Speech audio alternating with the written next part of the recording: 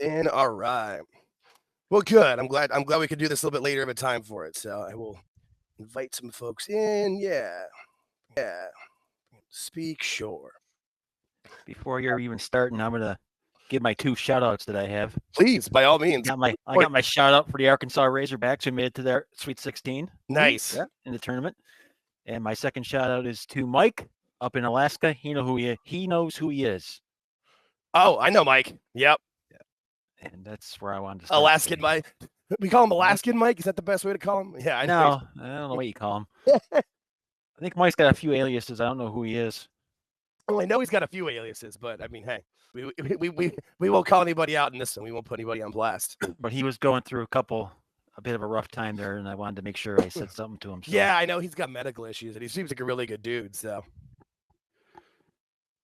all right. So, yeah, I mean, it's a little bit later of a start time. Next week we'll be back to normal time. I'm going to a concert next week, but I don't have to go till after we'll do the spaces, so we'll be fine.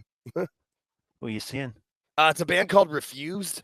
Not that many people know they're a Swedish metal band that came out in the late 90s and then broke up and formed back together a few years ago. I don't like much hardcore music, but I like these guys a lot. Actually, if I was ever going to have a wrestling entrance theme, it would be one of their songs. I know Refuse. Nice.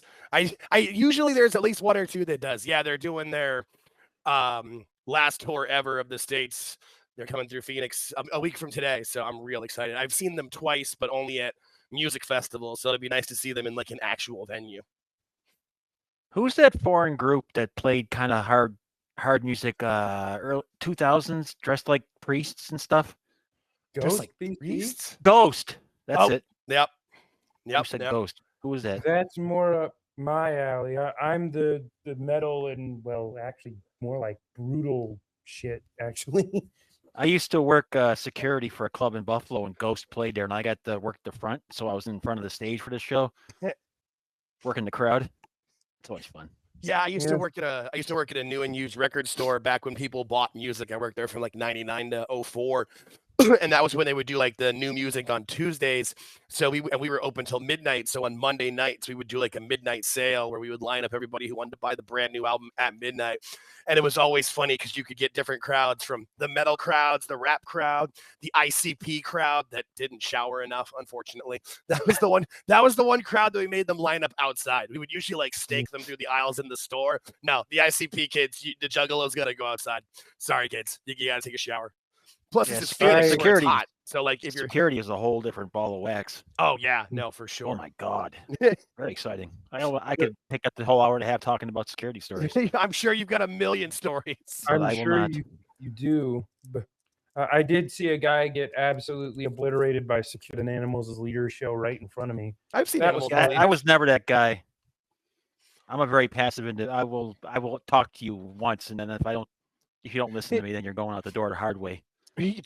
Try to make it work with them. Try to make them understand. I saw Animals as leaders probably like 12, 15 years ago in San Diego, Sam. They were really good.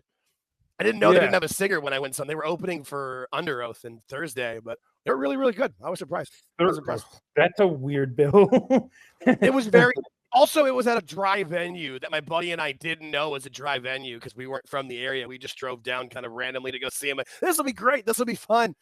And we like had a drink at the bar across the street where we had a sandwich. And then we go in, walk up in the bar. It's like, you want soda or Red Bull? Oh, shit. This is going to be a long show. Well, God, that had to be around Weightless, right? That would have been around their album. The whole reason that we went was because Thursday was playing the 10-year anniversary of Understanding a Car. Full Collapse, actually, was the one before. So I think it would have been 2010 or 11. Doesn't seem that long ago, and then you say it out loud, and you're like, "Oh." Understanding a Car Crash is a damn good song. Oh yeah, that whole album's great. I've seen them play that album like 3 times all the way through. I love that record. Yeah, well, there have been some things that happened in the wrestling world this week. Yeah, no, that's kind of what we're gonna do.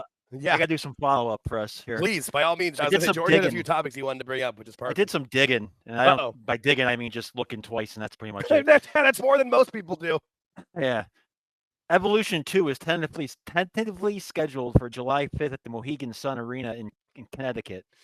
Okay. And that's according to Mohegan Cena in Connecticut, because that's where I went. Okay, so one of those things where they Tentatively. put it, but they haven't tickets aren't on sale yet. No, they booked the venue. That's all it pretty much means. Right, which they could technically change what they want for the Yes. show to be, but Yes. I mean, I feel like this is the year to do it with all the talent that they've got in NXT. That's great. You know, I mean, there's even the women that were on the main roster that people didn't think were. I mean, there's still some that people aren't that keen on, but like look at Liv Morgan.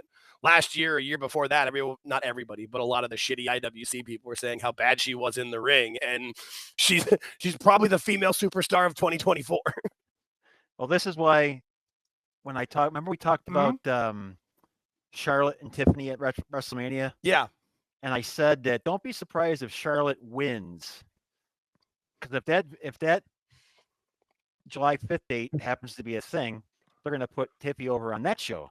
You would think. That's what I think. And that's just me talking out loud, but you would think the other thing could be a way, depending on where Charlotte is her career, where she, if like Rhea or Bianca has the title, wins that title match, she could challenge one of them at that match and put them over there as well. Because I feel like that's probably where Charlotte is in her career, really. You know, like she'll talk a big game, like that she's still the queen and still the top of it, but she's really kind of at that stage where she doesn't need titles. She's kind of better to put people over. Yeah, but that next one means something. Oh, you're right. That's what I'm saying. This one at WrestleMania means something. She'll get it, then she'll lose it. I don't know, man. I hope I'm wrong. I could see it. I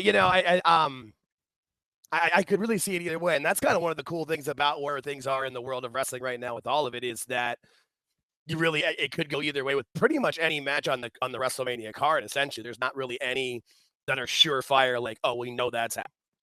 Yeah, just keep your eyes on that July 5th. That's all. That's interesting. I'm wondering if they'll announce that soon. Yeah, I was just wondering, like, how will they integrate TNA talent into that Evolution paper? Ooh, that's a good. They don't have to at all. They don't have to, but they definitely could. There is some pretty talented. There's some good female talent on that roster. I think Masha probably will. Masha Slamovich, especially if she's still the Knockouts champion, right? And you definitely want to bring her on the bill if they can.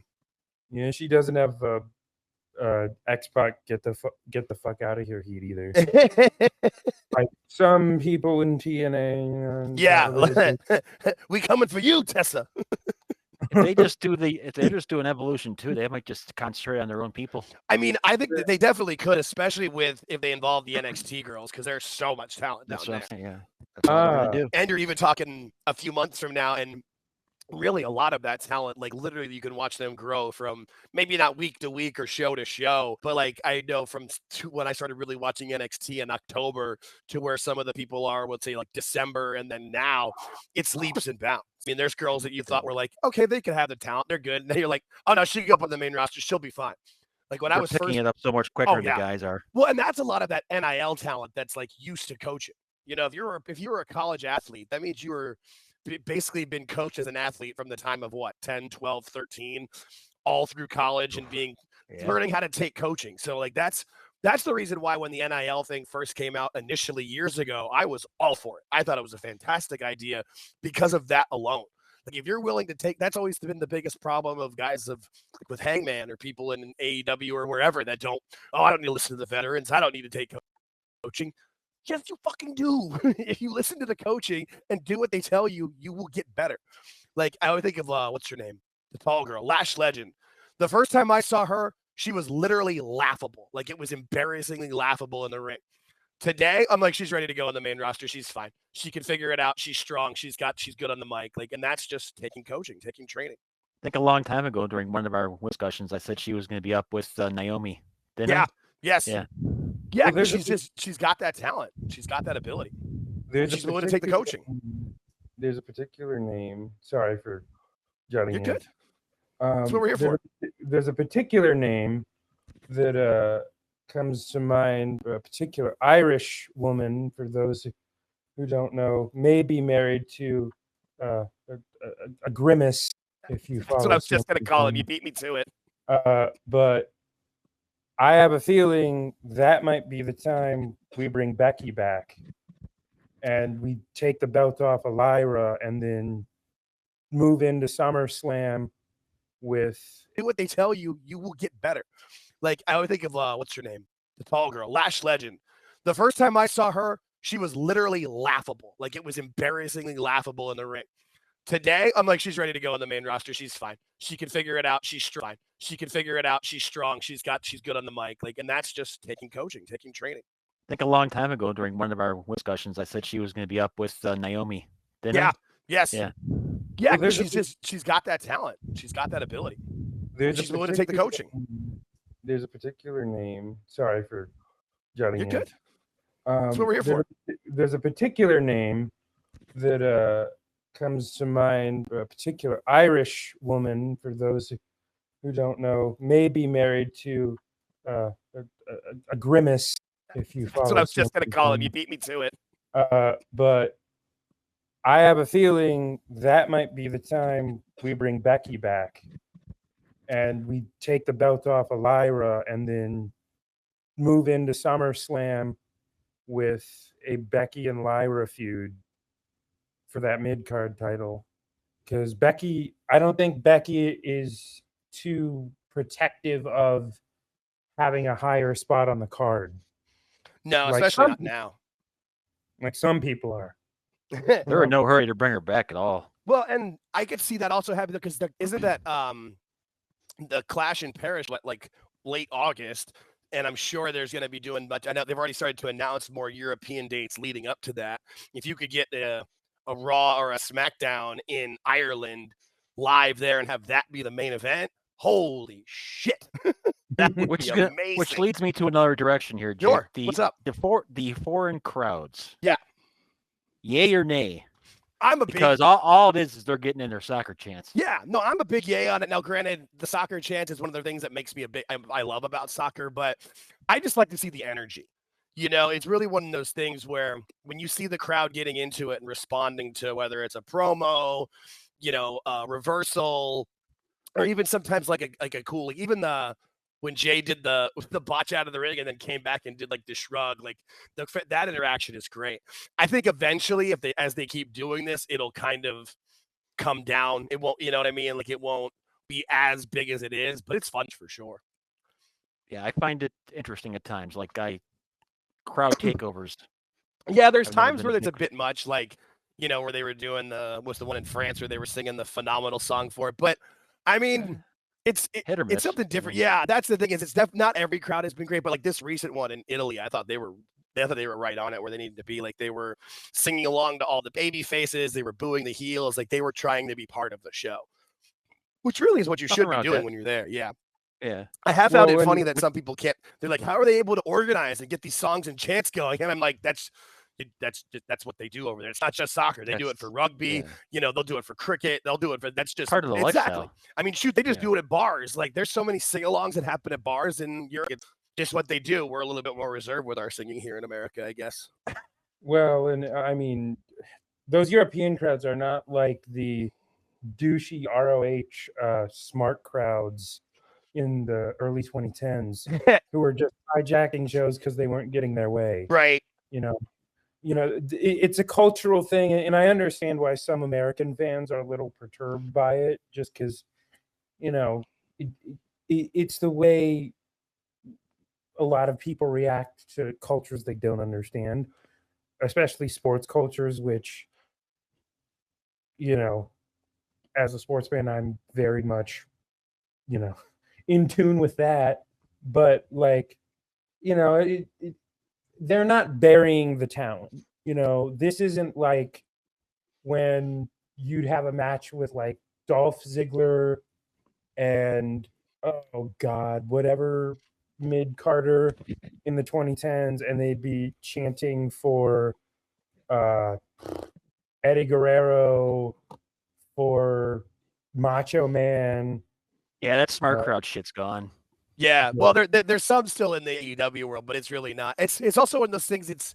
I think that's one of the things that's been cool about back to like the smart crowds and trying to take over, because that's what, like, people were saying that the fans were going to turn against Cody, not only with like with Sammy, and then back after he lost, people were like, oh, they're going to turn on him because they're not as into it. But when you're giving people what they want and you're providing them with the good product, they're a lot less eager to turn on someone. They're a lot less. Jake, you gave me another point today. What's up? That's what I try to do. You mentioned Cody, so here we go. Here's my other one. What's up? Now we didn't get a chance to talk about it because you were sick. Yes, I was beat up. John Cena's "You Get Nothing" promo. But let me set this up a little different way. At Elimination Chamber, okay, none of the Rock is non-existent at this point. At Elimination Chamber, John Cena wins. Cody comes out to congratulate him. They do all that stuff. John Cena kicks him in the balls, does the same thing, has the same promo without The Rock. What's different? What's different to people like us who are watching all the shows and consuming the product on a weekly basis? Probably nothing.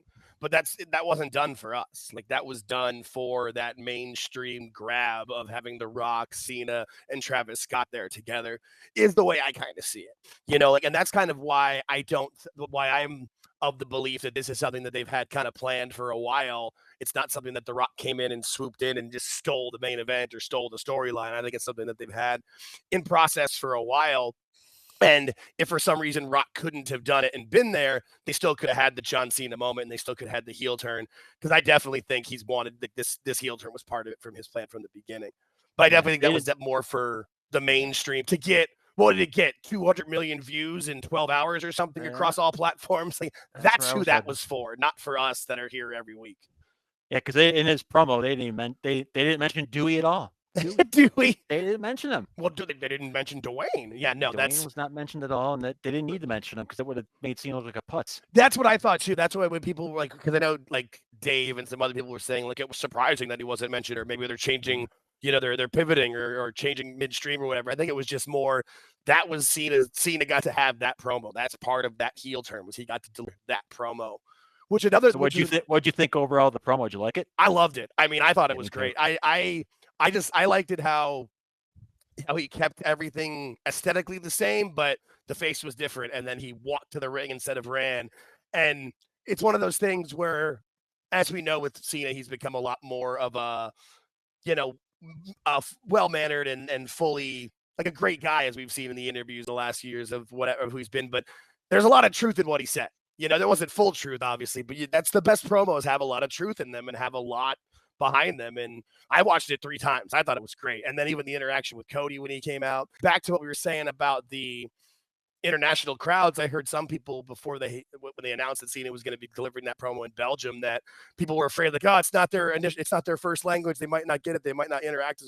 I don't think you could have had a better crowd. They booed Cena from note 1 of the music. They sang every line of Cody's song. I mean, in Belgium, they learn English at like starting in kindergarten or first grade. I feel like most Belgians probably speak better English than we do. He called that poor 8-year-old kid toxic. Oh, you mean Mini Walter? That kid was that was awesome. Poor kid, to look on his face like, oh shit. I hope that somebody I hope they gave him some merch or something afterwards.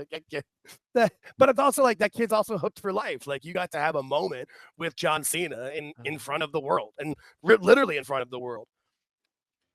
Well, and like on to Cena, like, I like that he was basically like, I'm not gonna give you shit. I don't owe you guys anything. All you guys do is take from me, you know? Yeah.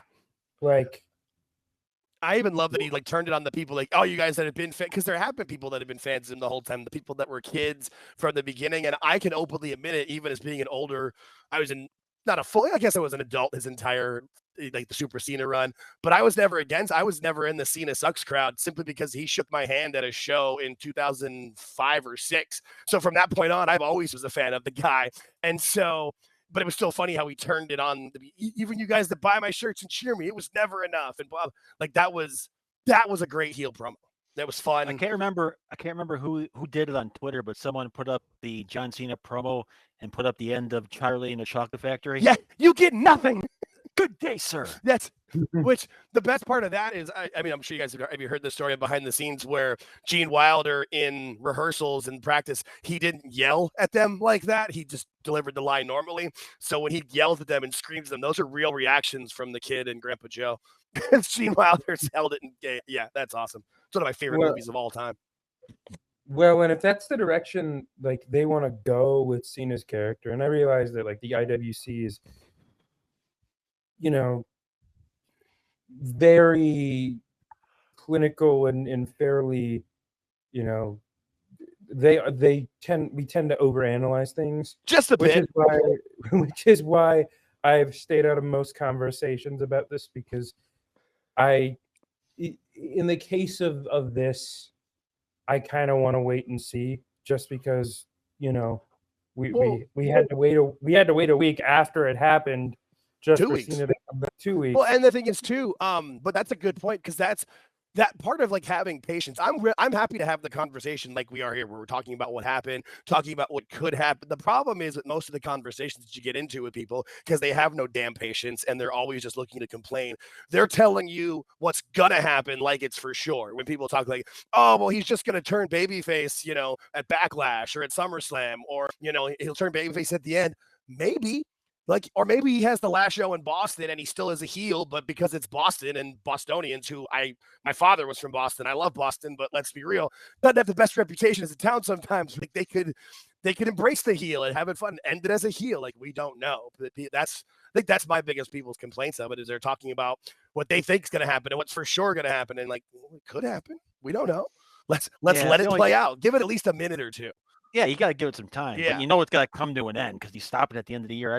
I told you about that earlier. I'm like, that's my only problem. Yeah, but there's kind of a time limit on it. Either way, there's a time limit. End of the year, unless he becomes a complete douchebag heel and he's lying to us. He could be lying to us. Who knows?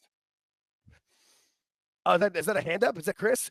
Speak, Chris. I let everybody who wants to come in and speak, by all means, buddy. How you doing? No, I didn't want to interrupt you. I didn't want to interrupt Appreciate you guys. You. So good to hear from you, man. Good to hear from you guys. So here's the bigger question with Cena. Like, what do you do with him going forward? Because I'm guessing they have plans like, well, Randy Orton feud has to happen. Right. And then maybe a CM Punk. Like, does Braun Breaker get a chance? Did Jacob Fatu? Like, I know when me and Kevin Apollo talked about it, he's like, well, Cena's a made guy, so he's not going to do all these jobs. But if this is sort of his last hurrah, if you want to sort of make that next guy, how big is it getting like a Jacob Fatu and Braun Breaker? And they go, okay, look, this is the new generation. These are the next stars. Because all of a sudden you're looking going, crap, you know, Cody, Punk, Cena, Mysterio, they could be gone in 2 years. You need to actually get somebody who's ready to be that next big baby face. Yeah, no, and that's a good point, because do you want to do more of the, and you're right, though, you've got to have a Randy, even if they do short feuds, there's got to be something with Orton and Punk, just for the nostalgia of it, and for the people that are young now that didn't get to see them wrestle live. Like, they deserve to watch that happen once. But I'm kind of more with you in the sense that I would like to see him go up against Breaker, Fatu, people that are kind of on that rise and that will be the main eventers of WrestleManias coming up for like 44 and beyond. Suppose heel Cena goes against those guys and goes into this little losing streak as a heel. Like, he loses the Braun Breaker, he loses the Jacob Fatu. As a heel, he's losing to these guys, like a little mini losing streak after he wins the title. One of those things. I mean, I can see it happen. I'm still not convinced he's going to win the title from Cody at Mania. But I think that's because I convinced myself he was going to win Money in the Bank, but that was before he turned heel. So really, that's going to be a really interesting move of what they do. If they put the title on him, it does kind of make it at least a little bit easier, where he can kind of maybe have matches against someone like a Breaker or, you know, Fatu or whoever, and then still keep the title but lose the match, if that makes sense. You know, where you know, he goes over but they get over. But when we fantasy book it, that's the thing, though. I like when I fantasy book and talk about things, I'm cool if what I say doesn't happen. Like, great, awesome. You know, like I think it's fantastic, but that's, I think, another big problem with the IWC and wanting to complain is if what they say didn't happen, they think they know better. And, you know, they can book this better than people that have been doing it for literally 40 years of their lives. We will not utter the name of Mr. Wrestle. Nope. The thing is, though, we don't have to mention names, and people know who we're talking about. It's not, you know, they put their shit out there. That's on them. Chris, I have a question for you. Yes. What did you think of Wednesday night's spectacle? Of Cena's heel promo? I liked it. I mean, no. The Wednesday night spectacle of John Moxley's spectacle. Because I haven't heard your opinion yet. I've been. Oh God, that's the best start. Comes up to the podium. All right. Because it's like I personal note. I had neck back surgery in 2023. It's still affects me in terms of walking and bending my neck. So I don't like guys getting dropped right on there. That's one of those places like, okay, you try to avoid. And then you look at the spot. It's like, okay, goddamn, you're dropping him nails first on his spine. Are you trying to get him are you trying to get him paralyzed? And I get it. He thinks he's the new Terry Funk. He'll do everything. He'll burn. I'm surprised he hasn't used a branding iron yet. It's on fire. But God damn it, when does Tony just sit there and go, maybe we shouldn't do this? Like maybe John, this is a bad idea. But nope, they did it, and thank God nobody got killed. You think they did it on purpose because of the John Cena promo on Monday? No, I just said John Moxley likes to just do this stupid goofy crap, and he's. I mean, no, that's cutter. Yeah. He is the king of stupid goofy crap. Like it's just, the fact that no one has gotten seriously hurt in the company is a shocker. But it's not something we want to see, but it's going to happen. But like with your main event guys doing, like, oh God. Yeah, Jake and I talked about a little bit on our last show. The fact that the ratings have gone up.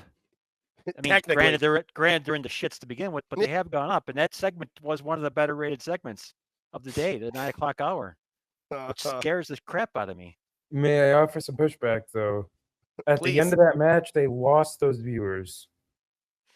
Just saying. Yeah, but they got them. They got the average up, and that's all. That's just gonna say. Tony won't look at that part of it. He'll just look at the good. That's how he likes. You gotta think like Tony Khan, Sam, and that should scare you. Yeah, don't do that for too long, or you won't come back. It's like. I think my brain just short-circuited on that sentence, George. Yeah, it's yes, just. It did. Yeah. But he's seriously though. He just doesn't. He can. You can tell him all the things that are going on, and he'll like pick out the good. Like. He can look through the pile of crap and pick out like the 3 pieces of corn and go, "This is what's great." No, it was in a pile of shit. Well, and I hate to bring this up because this is awful. There was at Sammy Callahan's wrestling school, there was a student that died. And I heard about that. Now we don't know the details of that or what happened or what the exact medical issue was, but you think about those nails, spikes, whatever the fuck you want to call them, they could have punctured a vital organ. There could have been a serious injury there, and I realized that, like, yes, a particular kind of AEW fan will say, well, we've been programmed to not over the past few years to not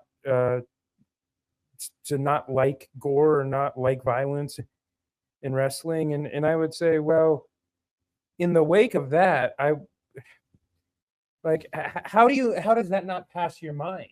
Like, and again, like, I don't think they feel feelings anymore, Sam. Yeah, they've literally been defeated or beaten out to it until they can't feel. Except for that one guy, there was that one older gentleman who was watching it who had like the horrid face during box.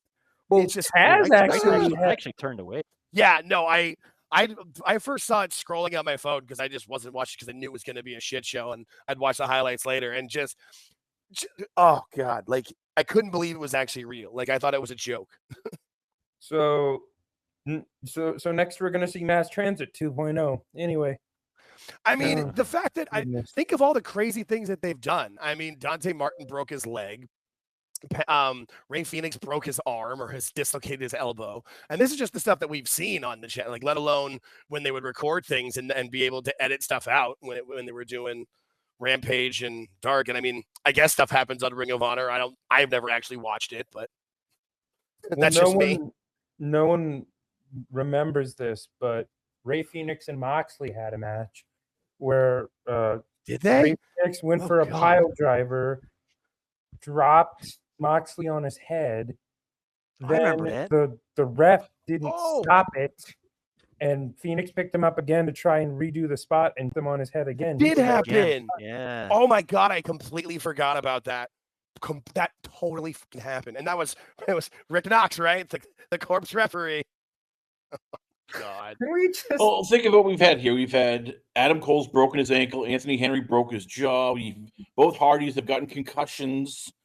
You had Miro, who shoulder and elbow injuries. MJF torn labrum.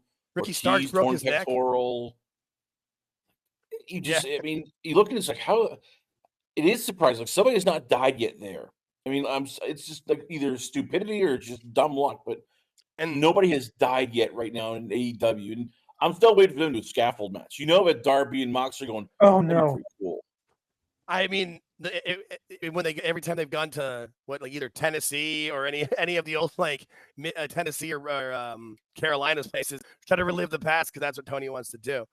But there goes back to the mindset, trying to think of the mind of Tony Khan, where I bet you if you hooked him up to a lie detector test that time where he said we're the safest company in wrestling, he believes it. He believes his own bullshit, even though it's literally bullshit. Well, and that was in reference to, which was even crazier. That was in reference to the Jericho situation in a presser where he was sitting next to Tony Storm wearing the freaking bizarro Alice in Wonderland hat and sunglasses because he can't just be normal. And it's like he was saying that in reference to our company's the safest for women after Kylie Ray had dropped that post on Reddit. So it's like, But when you make a statement like that, I mean, yeah. And I mean, and then was that before or after they dropped Anna Jay directly on her head on the concrete? Oh, yeah. man. So safe it's, I mean, it's tomato, but that's AEW. I will watch time to time. We tried with Revolution, it's hard to watch and just not hate myself when I watch that company anymore. It's just embarrassing. Well, and then it's just, I don't know how anyone else feels about this, but 5 hours in, if you don't have any libations, so to speak, you're punchy enough from just the length of the pay-per-view and the utter amount of fatigue you have from all the fucking matches. There's very few things in my life that I want to be 5 hours in of anything except for a good nap. Maybe a music festival like once a year. So let's take a trip down the Mercedes Monet Street, shall we? All right. Oh no. Oh no, that's the best reaction. That's going to be the best for this clip. Oh no, we sound like the reverse of the King of the Hill gang. Oh no, it's looking like they're setting up Mercedes versus the former Amber Moon, whatever her name is now. I forget. Amber Moon. She's now what is it? Athena. What's her name? Athena. Yeah. So they're going to set that up for Texas, I gotta think, because she's from Texas. So that's going to happen because Mercedes just beat Billy Starks, and somehow Billy Starks and Athena are connected. So we're going to go that way, I'm assuming, and then she's going to win that belt. I'm assuming because she doesn't lose and she has not elevated anybody. I would like to think that she's like that Mercedes has at least. I mean, she pays attention to the online discourse. I feel like that might be the time where she has her first loss and loses one of her 80 belts to Athena and puts her over, and then literally she'll pull like a Jericho and in the press conference talk about how great she was for putting Athena over and making a star, and it'll be another shot at WWE because she'll say, I made the star that WWE couldn't, and she'll put it over like Athena's some young new star, but isn't she in her mid to late 30s? Okay, let's take that thought for a minute because you just triggered submarine. She loses to Athena. Okay, she gives up the TBS title. That's a secondary title there. Remember that. That's not the main title. Right. Tony Stormhart's title. So all this that's happening now is just going to transfer over to there. And she's going to go after the main title now. Now she's going to start all these women she's beating are losing all their credibility quickly. I mean, they're lining them up and she's shooting faster than the friggin' thing at the fair. So it's just going to transfer right over to Tony Storm, and she's going to get that belt, and the whole thing's going to take place all again. How to kill an entire division with one signing by Mercedes Moné. Jeez. Well, I mean, Christ. You're not wrong though, because that'll be how they get the TBS or the TBS title off of her and do it so that she can go for the main title and she can make herself look good. No, as you were saying it, I wanted you to be wrong. I won't just because you're dead ass right, and it's gonna happen. And who wants to watch that? That's a secondary title she's holding, and that's not going to sit with her very long. Like by then is maybe Tony Storm's contract up, and she can, because I feel like she would be able to go back to WWE. She didn't leave Triple H, and the current management. She left Vince and it's crazy. I'm going to throw a pie in your face booking. Like, and that was understandable. I feel like she could go back and reel herself over and wrestle with good women who actually have talent and know what they're doing. Oh God, Well, that's going to happen. You're telling, because it'll happen so that by like whatever their next big show is in the fall or winter or whatever, Mercedes will win the women's title and have that for as long as she wants it because she's got creative control of. well, I really don't know. Like, Yeah, I just don't care about. I don't care about Mercedes anymore. She's almost a dead horse that everyone's beaten. No, that's Aubrey. Oh, my bad. Sorry, my bad. Oh, that's terrible. That was, but that's who I am. But I'm gonna do a little throwback here to the earlier days of AEW, and remind people of one of Athena's not exactly brightest moments, but she sandbagged the shit out of Jody Thread, beat the shit out of her on Dark Evolution. I remember seeing and ever since then, I really don't care about. I don't really care for Athena because she was apparently frustrated with her position in the company at the time, or how she was being utilized. Because, again, that's Tony problem. He signed her and then. Well, I mean, he promises them the world when he's signing into those contracts. He doesn't put it into the contract specifically unless you're Mercedes, but he's promising them the world and all the title shots they can get their hands on and everything. Oh, you'll see with this person. It'll be great. But don't take it out on a fucking jobber on a YouTube show, for fuck's sakes. Like, and again, like, I don't mean to be that guy, but like, I'm just like, I don't feel bad. I won't feel bad for Athena either. Like, then she had the dumb, excuse afterwards of like, oh, they just don't like watching women work stiff. It's like, no, you were fucking sandbagging her. That's not, laying in your shit, No, that's going into business for yourself. I can't stand either of them. I'm just gonna be honest. How long did Jade hold the title in AEW for? How long was that run? Does anybody remember? Night? No, I'm being serious because I know. That's why I don't think Mercedes might lose until that record's broken. Yeah, I didn't think of that at all, but you might be right. That's a just popping into my head. That's a good question. I don't know. Anybody? I'm trying to look it up. But I did look up. Athena's 36, so I was right. She's in her mid 30s. So, but how long did she? 508 days according to Google. And how long does Mercedes hold it now? How long has she had it now? I don't know. No, yeah. It hasn't been a year. No way it hasn't. They're gonna go with that then. I mean, they could, but I mean, it's also like how long you held the mid-card title isn't as important as winning the main belt. But Jade holds a record in a company that she no longer works for. Well, it's true. In a company that and a company that it's 300 days for Mone. Okay, they're gonna go with that. I bet they go right. You might be right. I changed my mind. You changed your mind. No, but that's you're using the facts that are put in front of you. I like that. There's another issue that I have with the IWC, and that's again why we started this channel. And please go give youtube.com/@AltJakeTakesOn. Please subscribe. We're like 2 away from 100 subscribers. We are growing fast, but it's one of the problems with that's professional plug. I tried. I had a moment and I tried to give it a shot, but like I don't know. It's just the IWC is always looking. They can't change their minds. Like when they stick to their mindset, they won't change it. It's like this is what it is, no matter what. And you just right there took the facts in front of you and went, maybe that isn't what I was thinking, Or that's one of my favorite things of when I'm on PWT with Phil is we can change each other's mind or be like, oh, I didn't think about that part. Or if when the different facts are presented to you, you're willing to grow and change and not back this one company because 5 years ago you hated WWE and you put all your chips into this basket and it's all your chips are falling right through because it's a shitty basket. Hey Chris, you had something to ask. I'm just wondering. Oh yeah, I was gonna say, when do you start worrying like, okay, she's gonna beat Athena, then later on the fall she's gonna beat Toni Storm. I bet next year we might get, hey, you know what? She's going to beat a guy in a mixed max tag team because whatever she wants, she gets. Like, Tony does not say no to her. I've even heard that they're trying to get Ronda Rousey in AEW, and That I would love to be able to fly the wall when they match those two up. It's like, okay, Tony, who jobs to who? Because Mercedes is going to go, F no. And how is Tony going to walk up to Ronda and go, yeah, Ronda, you need to lose Mercedes Mone? Yeah.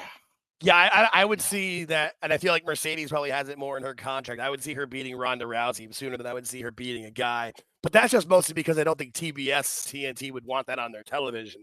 Now, whatever they can do on pay-per-view, because I don't know about Max or Amazon, that could be different. But I would think if Ronda was brought in, Tony would just give her a dump truck full of money, and like she would know she's going to job to Mercedes, but she would do it for the dump truck full of money. But again, I don't think beyond that, what would they do after that? That's the other problem with Tony. He books things into one match or one scene or one spot, and then what did he do after that? Oh, I don't know. We didn't think about that. Like I always think of Hangman's title win. Like that was one of the only times they actually did long-term storytelling. It wasn't great, but they did it where it's drinking and coming around, and then he wins the title from Kenny Omega at the time was probably the best moment they had as a company. And then what the fuck did they do with that until he lost it to Punk? There was nothing. Or like Wardlow when they had him beat MJF, like that was a great moment for him. Get him over, move him to the next level, or have him wrestle 10, 20 security guards. Haven't seen him since. Yeah, God, right? He's the one. And now that Ray Phoenix has been released, Wardlow's the one guy like my still thinking shit. He's the guy. I'd like to know I'd love to know the behind the scenes story of Wardlow. I really would. Oh, well, I feel like from the story that I remember seeing in a couple of interviews with him when he was allowed to, be in public, the story of like his dad either died when he was young or left him. It was basically him and his mom and his sister, I think. And like they grew up really poor and he had to put a lot of wounds. So when he got his first contract, like I think he probably signed for longer than he should have because he was looking at that money of being able to take care of his family, which is a great thing. But he's probably got worded into his contract that, Tony can let him sit there and not have to about it. He has to be quiet. And one day he'll get out, maybe. I don't know. I'd love to see him at NXT, though, just coming in to wreck shop. I mean, give me Wardlow versus Obafemi. Just, give me sign me up for all that all day long, please. You know what's weird on my TV I just saw? I just saw the advertisement for DePaul's reality series on Max, followed by an advertisement for AEW on Max. The only clip that I've seen of that show that I saw one commercial and it had Liv Morgan in it. I'm like, it was Logan Paul and the Paul's on Max with guest Liv Morgan. It's like, Jesus, they're getting better promotion for WWE on Max than AEW is. It's just sad. That just happened. That's weird. Although any open topics from the crowd? Yeah, by any means. If anybody wants to speak, just ask. I can allow it in. By all means, this is an open forum. That's what this is for. We're trying to also grow the YouTube channel, but we're here just to kind of talk and have fun. I actually have wanted to mention something. I wanted to ask something to the people. But how are you feeling about this NXT and TNA partnership? Because it seems to be cooking. I mean, they just had. Cora Jade's was relatively on the tear before lost at Sacrifice, and then they had Lash and Jakara and Gigi Dolan, Gigi Dolan and Tatum Paxley on. So like, and how do you feel about that? So it's got me watching TNA regularly. Like I don't watch it like intensely, but I usually will put it on Thursday night and I've rewound and watched more things. I will say too, the fact that we get Ariana Grace and Santino together and they're really father and daughter in real life is the greatest stuff ever. Like them together, it's just gold. Like, I don't know. I was always a Santino fan myself. Like he was always my favorite comedy guy. And so the stuff they have going with them, I feel like the women is probably the best to get a benefit of the roster just because there's so many talented women that it's giving them time to get reps in. Getting them to get work in front of a crowd, in front of a different crowd. I don't know. It seemed like when Gigi was cutting that promo, you could see the fire in her, because she was excited to be back in front of more of a quote indie style crowd. It felt like. I think it's a great partnership personally. NXT does tours throughout Florida, right? They do. I think what they call it, the Coconut Loop or something like that. It's got some silly name like that. But yeah, they do. I think they do it most weekends where they do like 2 house shows. To my knowledge. Good for them. That's a great idea. Yeah, and they do People small in front of venues people. like high school gyms or boys and girls clubs, that sort of thing. But and it's getting repetitions. You're getting to work in front of a crowd. And from what I've seen, I don't follow everything he does, but a lot of what I've seen from Lexus King on Twitter, um, he's done a lot of those house shows. That's kind of how he's gotten over, and he's improved leaps and bounds from from when he left AEW to where he is now. He just seems happier. Oh God, right? Yeah, you could see it. It's because he's one of those guys, at least in the interviews that you could see with him, he didn't come right out and say it. He didn't want to bury the company he was working for, but he could see, he's like, I just want to be coached. I just want to learn. Somebody teach me. I want to be a sponge and learn how to do this better. And anybody with that mindset in the performance center is going to succeed. Maybe they won't be a world champion, but they'll be the best. They'll get to the best of their ability. And he went from being his dad was a football player. Yeah. I mean, and a wrestler, but played for the Bengals, if I remember correctly. Yeah, that was his gig, because that was the when they made him and Austin the Hollywood Blondes. He was doing the Cincinnati Bengals kind of babyface, used to be a football player gimmick, and Austin was doing his Texas thing, and they made him the Hollywood Blondes. And it's like, people realize we're from Cincinnati, and you know what? Fine, we'll do it. It's fine. Let's see, there's a hand up. Brandon, what's up, buddy? By all means, come on in and speak. How's everyone doing tonight so far? We're doing well. Glad to have you here. No problem. I've been paying. I'm not sure if you guys been paying attention, but it seems like a lot of AEW fans are celebrating that AEW Dynamite is going to surpass Nitro, I and did I'm see wondering. that on the amount of episodes, which is that's literally like, I can't think of an equivalent of what that would be in sports of what you're passing, but it's like it's the furthest you can move the goalpost to have it try to matter. Like they aired more episodes. Okay, great. How many more people were in the stands at the Nitro shows versus the AEW shows? How many more people paid for tickets? I was asking, how do you guys feel about that? Because personally, I kind of feel like it's just, why do they care about that Dynamite surpasses a show that's been dead for decades? It's like, because it's the only thing they can get over Bischoff and Kevin Nash, who do again. Why? Again, yeah, I'm with you 100%. I am absolutely with you. Why do you care what they think of AEW? You should just ignore them.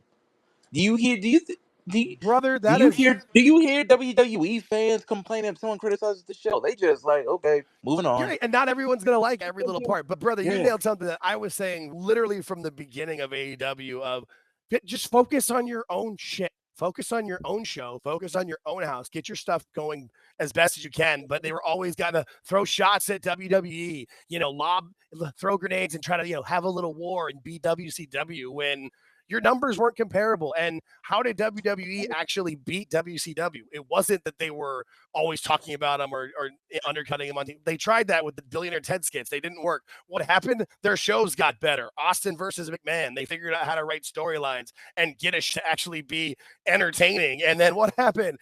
They kicked their ass. Well, to be fair, WWE kind of started it first when Triple H called AEW a t-shirt company, so we gotta be fair. Yeah, but that was that was on the Hall of Fame, and it was a throwaway joke, and I feel like it was more of a diss on Billy Gunn than anything. But if that's we take that of what they've said, and then think of like Tony calling out Nick Khan directly on TV, or the million other things they've said, I feel like the stack numbers. I mean, I get why they want to do it and where they think they are. But that's just not where their company is at. That's even like Dave acting like they're the most profitable company and blah, blah, blah.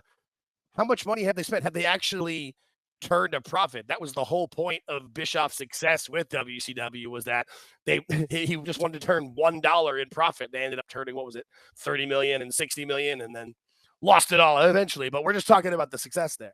I see other hands up too. By all means, I'd be happy to speak. I could easily shut up. I'm just kind of trying not to have dead air and drive the conversation where I can, but this is definitely a democracy.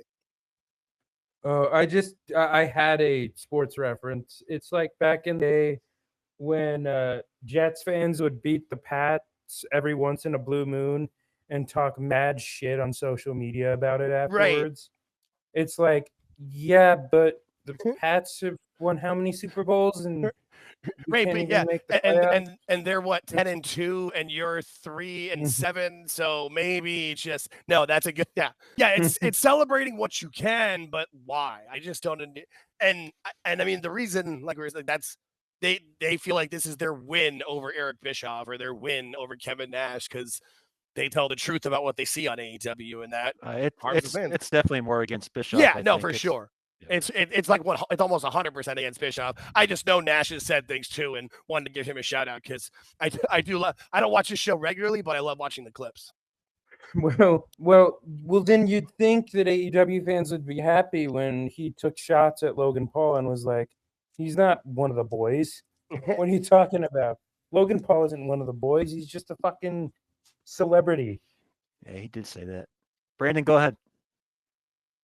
Or he might have his hand up still. You have something, Brandon? Oh, Still up in the air, so I figured you wanted to say something. really? I don't see it. Mine ain't really up in the air. It's all good. No, yeah, all good. Yeah. No, this is fun though. I like this. We're actually like this is good conversation. We're like the anti-spaces because I feel like everybody always talks about how everybody just bitches and pickers in spaces and that kind of thing. So, That's the idea. We just want to have fun and talk about things. That's the whole point of the YouTube page.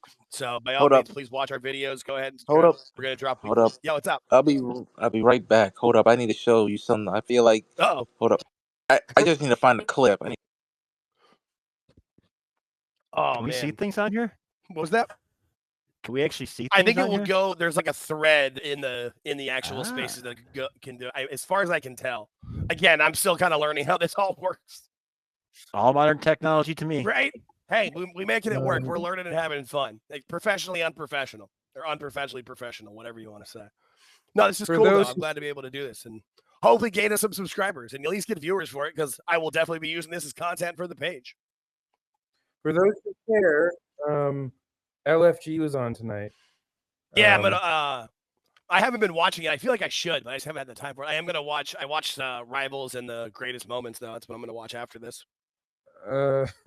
There was a promo last week from one of the guys who basically kind of low-key buried everyone in the room and like Bubba and Punk were like fucking furious with him.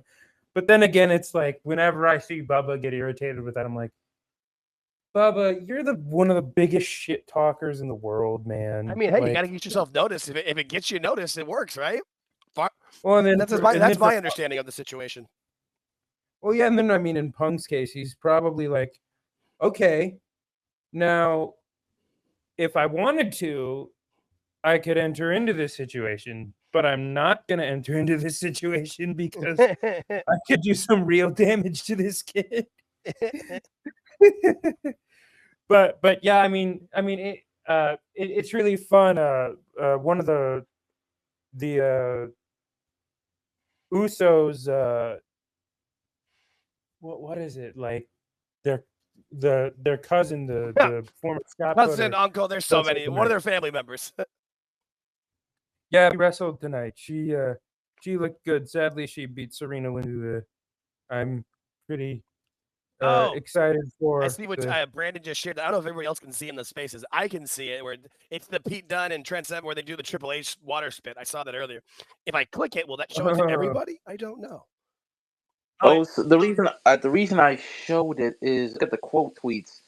It's the usual suspects, which is well the quote unquote sickos who are pissed off at this, and it's like maybe some people need to realize that the indies aren't really as anti WWE as they think they are. I said, the IWC is an echo chamber. And that's where like people. And I mean, this happens in sports too, where like fans will get mad that like players on like like the Yankees and Sox or Celtics and Lakers, like that the players are friends outside. Like the world isn't that way anymore. And honestly, like AEW and WWE aren't like the talent. There might be some talent with some beefs with each other for sure. Like that's obviously, but overall, like they're all friends with each other. Usually, they all know each other. I mean, aren't indie shows the main portion of the indie show supposed to be like a tribute Yeah, you're supposed to Like, give it up to your roots. Well, and and the shit, indie shows, if it's a true, like I haven't been to many That's indie what it's shows, supposed but to to be. my understanding of a lot of it, especially shows that like they're not taping it, they're not going to air it, it's not TV, they're not trying to do weekly stuff. Like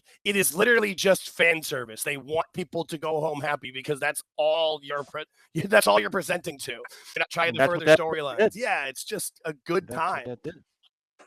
They come there. We have indie shows here in Hot Springs all the time. They're always in town. And that's all you do. You go down there, you have fun. Yeah, like I've been to a couple around here, or like I've been to, like I went to a beer festival a couple, like last year or the year before, and one of the side actually there was bands playing on certain stages, and then one stage off to the side was literally some Arizona indie promotion. I spent like 3 hours just hanging out watching these guys wrestle. It was awesome, and the whole thing was trying to do fan service, like, and they were purposely trying to bring in casuals because it was just people walking around and stuff. So they were doing moves that, like when somebody go to the top rope, they do like the Macho Man point before they do the elbow. One guy was able to, he did the Scotty Too High worm and that kind of stuff. It was fun. Like they knew what they were doing. They were trying to have a good time. And if it's a live show, like as someone who enjoys going to live music, live theater, like it's just supposed to be fun and have a good time at those. And if you're not trying to further storylines or anything for it, just go for it. I'm all for it. Yeah, if I would have seen what you just showed me there at an indie show, I'd been pretty happy personally. Yeah. To make an outdated culture reference here that only Jake will probably understand. Hey, I'm not the oldest one in the room. But easy. Well, Dose was here, but he's gone now. No. I don't want. No, I'm just kidding. What's up, Sam? No, I'm kidding. I was just gonna say, sickos are like pitchfork readers. They're like people who read Pitchfork. Pitchfork. Did they have a live journal? What's up, Brandon? I saw your hand go up again. Okay. I was wondering,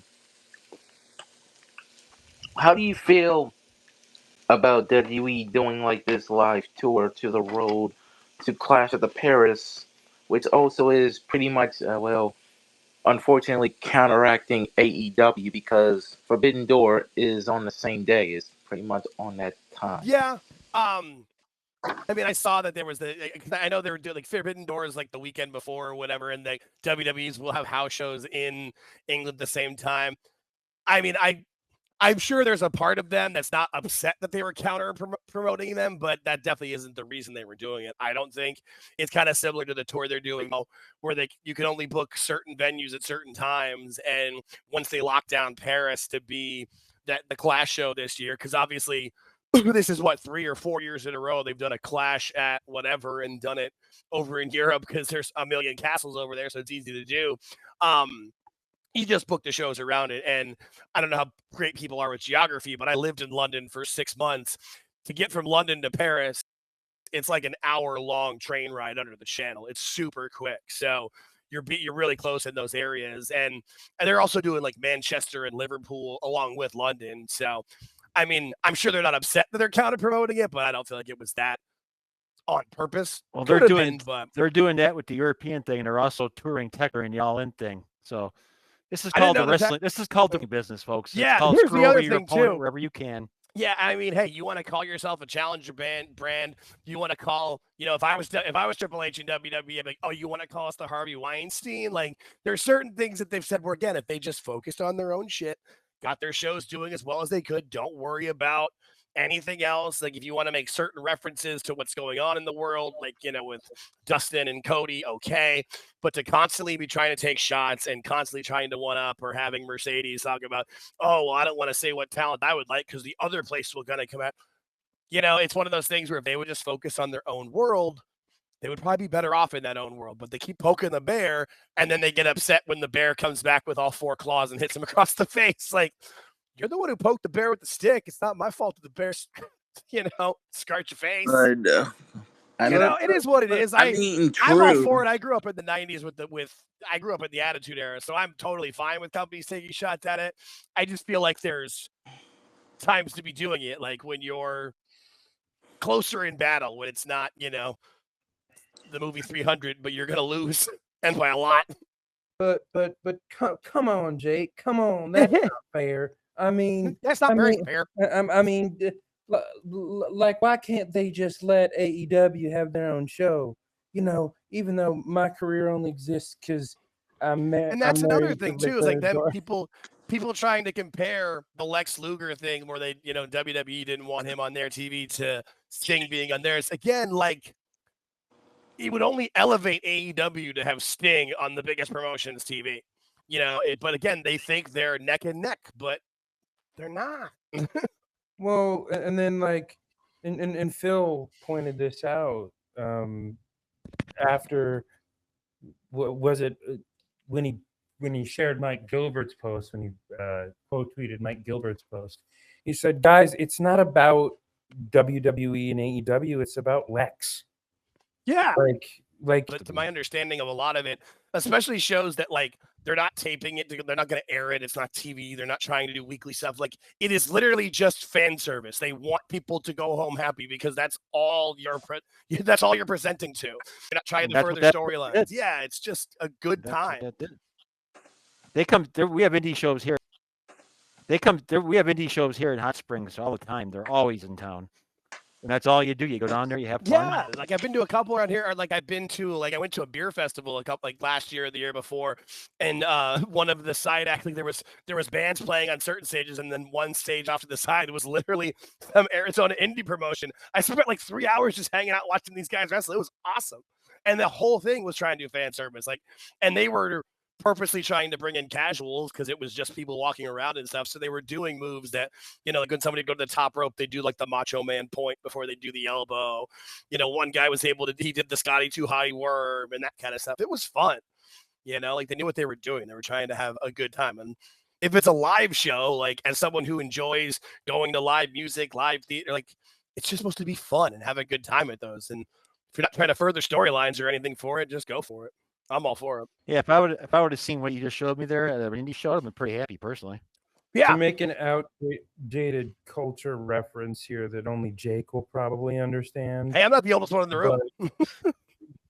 But easy. Well, Dose was here, but he's gone now. No. I don't. No, I'm just kidding. What's up, Sam? No, I'm good. I was just gonna say, sickos are like pitchfork readers. They're like people who read Pitchfork. Pitchfork. Back in the day. Did they have a live journal?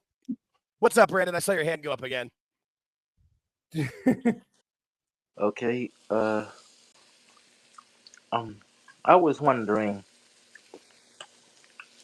how do you feel about WWE doing like this live tour to the road to Clash at the Paris, which also is pretty much unfortunately counteracting AEW because Forbidden Door is on the same day. It's pretty much on that time. Yeah. I mean, I saw that there was I know they were doing like Forbidden Doors like the weekend before or whatever, and the WWEs will have house shows in England at the same time. I mean, I'm sure there's a part of them that's not upset that they were promoting them, but that definitely isn't the reason they were doing it. I don't think it's kind of similar to the tour they're doing now, where you can only book certain venues at certain times. And once they lock down Paris to be the Clash show this year, because obviously this is 3 or 4 years in a row they've done a Clash at whatever and done it over in Europe because there's a million castles over there, so it's easy to do.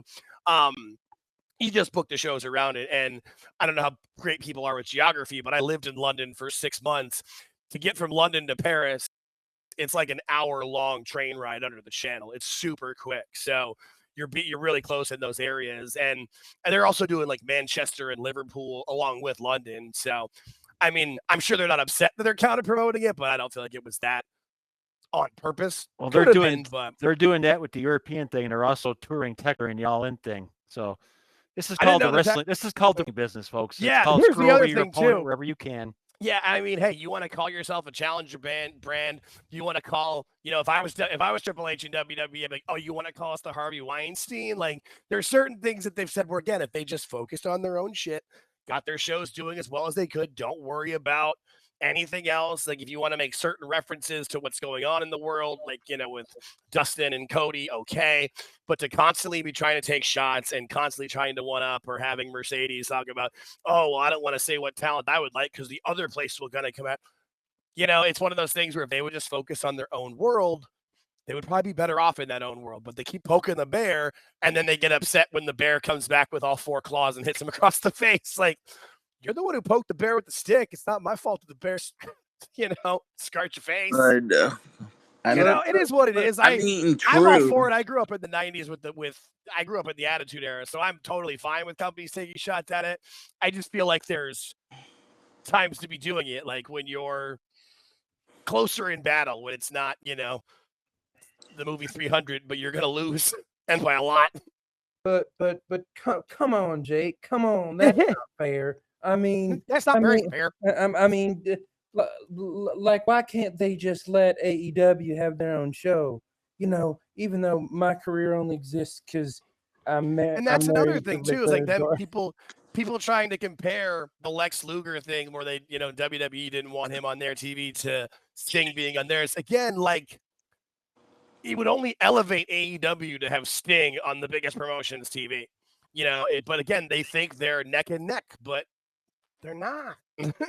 Well, and then like, and Phil pointed this out after, was it when he shared Mike Gilbert's post, when he quote tweeted Mike Gilbert's post, he said, guys, it's not about WWE and AEW, it's about Lex. Yeah. Like it's a Lex, and Lex's best friend just so happens to be Steve fucking Borden, otherwise known as Sting. Like, this is about by the way, bro is wheelchair bound, man. Like, he's gone through a lot. He probably goes through mental anguish every day because people still blame him for what happened with Miss Elizabeth. And blame him. People, like, whatever your thoughts on him are, there's people that literally, like, no matter what he does or says, they like murderer and yell that, like, whatever it is, like, that's gonna hurt the guy after all. I'm with you 100%. This isn't about a company war. This isn't about petty bullshit. This is about one man. And no matter what you think about the Hall of Fame, because there's plenty of people who say it's bullshit and because there isn't a real Hall of Fame or it's just some BS honor, and it may be, but to the guys and to at least every person that I've seen that's gone into it, like, it's an acknowledgement of their career. Like, it kind of puts that final stamp assessed on your career, what you literally gave your life, and in Lex's case, and in many cases, your body to. And so it means a lot to these guys. Like, give Lex that moment. It's important to him. And again, they act like they are for the business of pro wrestling, that they want to make pro wrestling better. Everybody says, oh, look at all what Tony's done for all the wrestling and being able to, have a second company and give people money. And it's a healthy AEW. It's good for the wrestling business, as we've all heard. Just picture in your head Sting presenting him with the Hall of Fame and Lex getting up by the wheelchair and walking over to Sting. Jesus, I'm gonna start crying. Oh, that'd be goosebumps. That'd be goosebumps. You want the Rock goosebumps? Those are real goosebumps, and that'll be real. Yeah, that would be an amazing moment. He walks over to Sting and hugs Sting. I'm gonna start bawling. Yeah, and then you have DDP there too, and it's just like that's like the anti NWO from the beginning there. And here's the thing: if they don't get Sting because Tony cock blocks them, which could be the case. Tony McCockblock. Sorry. Well, but to tell the truth, there's a possibility Tony might do that. And, all's fair in love and war, business-wise, I guess. But, DDP is still there. And, I mean, DDP, with all he's done for the likes of Jake Roberts, with his yoga. Yeah. He got Butterbean to walk again. Which, I mean, like, and also DDP would deliver a great speech too. Like, DDP's just got natural charisma. So no one's doubting that fact. Oh yeah, Lex didn't say he wanted DDP. Lex said he wanted Sting. Yeah, I know. So that's the problem. Like, that's Sting is like who brought him into the business, and Sting, for like all that he is, he would be a great speaker for it, especially now with his. I think it'll happen. I really do, because I think that Tony will see enough of the negative backlash. But maybe I'm an optimist. I don't know. I would hope. I don't think Sting will come out in the face paint. I think he'll just come out in the dark glasses, and then he'll put the shoe polish in the. He doesn't have a soul patch. It's like a soul strip, where it goes from the lip all the way down. Yeah, guys, we're gonna go about another 15 minutes. So if you got any points, grade them out. Yeah, who else wants to go? We're ready to talk about anything. Or we can end it here. Right? Why does Jake sound like one of the Young Bucks? because I'm still getting over a really bad cold. I got wiped with a freaking some sort of throat infection the last couple of days. So this isn't my full voice. It's closer than it was though. I had no voice like Tuesday through Thursday of this past week. It was shit. That's funny actually, because now I can't not hear it. God damn it. Yeah, it sounds like Nick. Yeah, that's funny. It does. Son of a bitch. Cucamonga Hey, kids, all right. So goddamn. now I got to figure out how to do the old that's like great. Conan O'Brien where I put up a Young Buck's face and then I'll do his voice. That might make some good. Oh That my makes God. some really funny content on the page. Hey, I've Oh, learned the that's tech side as hilarious. best I can. This was never a plan for us to do a YouTube page, but it kind of happened and we fell into it. So why not? We'll have fun with it. That was funny. No, that was good. I'm sorry. I'm sorry. I'm good. laughing. But No, Gotta love a good Conan O'Brien reference too. God. God damn. I miss Conan O'Brien. Fuck Jay Leno. Anyway. Ugh. wow. Okay. On the Jay Leno note. no, yeah, Okay, tell us how you feel. Former WCW. yeah, right. Former WCW pay-per-view main eventer Jay Leno. Yeah, that Jeez, happened, that folks. did happen. Oh God. And people have the ball, and people have the balls to call what's going on with AEW WCW 2000. I mean, David Arquette is still alive, by the way. He could Damn come it, in any damn it, moment and win George. that title. damn it. Oh man. No. I watched this all every Monday night, dude. Every Monday night, I watched it all. Well, and on the Wrestling Bios YouTube page where he's doing Reliving the War. I love that guy. It's so good. That's my favorite thing every week in the 2 episodes of that show. But they just had where they win the title, and then where Arquette turns heel and hits DDP with the fucking guitar, like the swerve, bro. He's gonna swerve him, bro. Oh, some of that stuff when you see how bad it really is, it's like AEW might be worse on some levels, and it's definitely not. It's definitely worse for the wrestler's safety and stuff doesn't make sense. But a lot of it isn't as bad as things involving David Flair.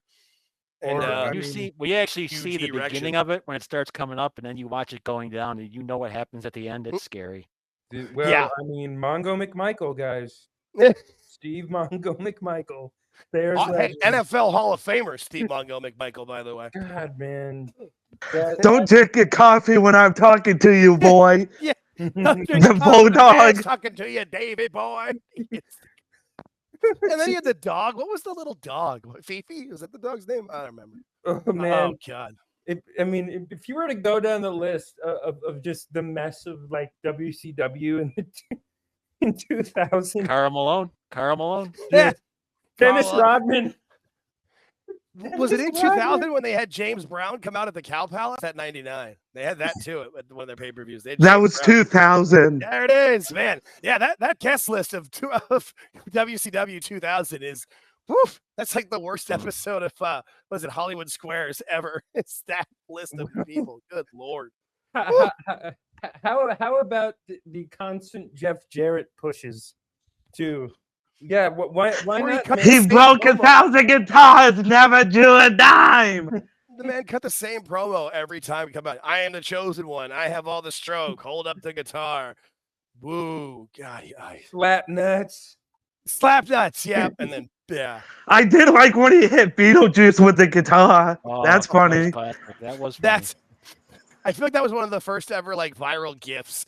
That was one of the first things you could see when people figured out how to make GIFs. Like, yep, me Jeff Jarrett hitting Beetlejuice. Poor Beetle.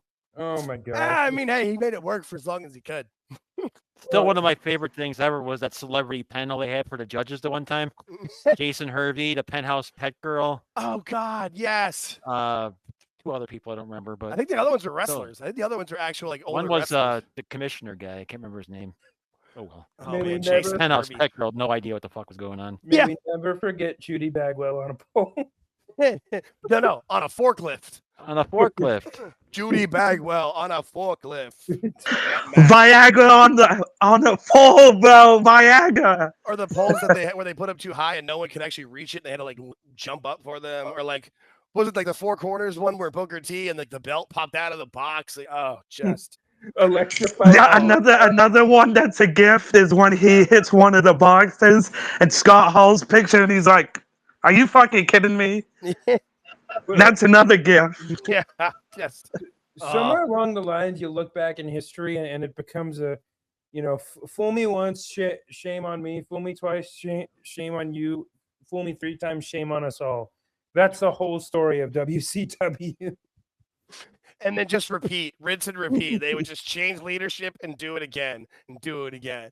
Which That's is really why I don't have much faith for AEW, because it's like if you took Tony out, like it would probably be better for a little bit, but I feel like with the way the contracts are and the environment that's been created, it would just happen again and again. But I again. doubt it. They don't got like a Hulk Hogan or Kevin Nash or Scott Hall causing issues. Isn't that what the Young Bucks do? Moxley, Jericho, like I don't know. I don't know what levels of people of actual creative control people have, or if they just are in Tony's ear enough and he will listen to whatever they say. I mean, I clearly just he know listens to Mox, RJ so City definitely- and Will Washington are in God. Tony's ear. Will Washington. Well, that guy. oh my, well, I've said my piece about those two. I think they're killing the company. well, I mean, Literally Well, from the inside. you know why they got hired. Well, Will Washington is cousins with Swerve, Right. So And he put Tony over on every podcast or everything he ever wrote. Like he just glommed and glazed Tony because he knew that was his best. He knew that was his best chance to get on Tony's good side, and then Swerve got him an interview. well, I mean, Yeah, look what happened. Between Fightful and the Observer, we have two possible payola cases happening. So just well, even if it's not real payola, they both know the only reason they have a subscriber base is because of AEW and their fan base. Like that 500 to 600,000 people that religiously watch Dynamite, a portion of them pay Dave $15 a month, and I don't know what Snaps costs. He blocked me years ago, and I got away from him. He blocked me too. Muted. I muted the word Fightful for my entire algorithm. I don't want to see him or his stuff ever. Just stay away. well, He's too weak for me. I can't. well, what's worse about the Observer is Alvarez is going to take it over. Which I mean, Yeah, it's just gonna keep going. which I mean, I mean that's good for people. That's good for comedy. There's a lot of good content in that of being able to laugh at those guys. But I mean, Brian has been fair. I mean, he's not really biased. I mean, he's not like Dave. he just gets fed up. So you can see that he just wants to like let Dave wither out and die and go away. But the Dave is still, and he just gets fed up at certain points and just can't deal with Dave. But he knows he can't ever push it too far because he's the heir apparent and he wants to take over that. I guess it's an empire, we'll call it. I don't know if I'd call it an empire. Dave, the living Brian, the living embodiment of Barry from High Fidelity. Give me a break. Yeah. It's just as much as people don't like Dave, he did do a good job basically burying JD from New York on a couple occasions. Which I mean, sure. Yeah, that's which that's. I mean, I guess that's like the pot saving the kettle. Like they're just both full of shit. Hell of a Dice Clay impression from Phil. Yeah, no, it's the best. That's I will listen to that and be happy, and that's way more than I ever need to listen to actual JD. But on that note, I feel like this is a good time to end it. It's getting late for folks, and but this was fun. We will do this again next week. It'll be back to regular time Eastern. Yep. Please go subscribe to youtube.com/@AltJakeTakesOn. George and I are putting out content every week. I'm trying to post stuff every day or every other day for us. So we will continue to do that. And thanks everybody. This was a lot of fun. Have a good one. Yeah, always look forward to it later. Peace.